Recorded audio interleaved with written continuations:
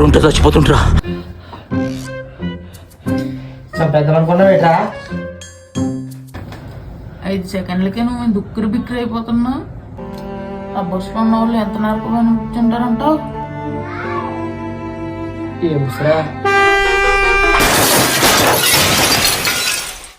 ఈ యాక్సిడెంట్ లో ఒక ఫ్యామిలీ 3 కూతుర్ని కోల్పోయింది.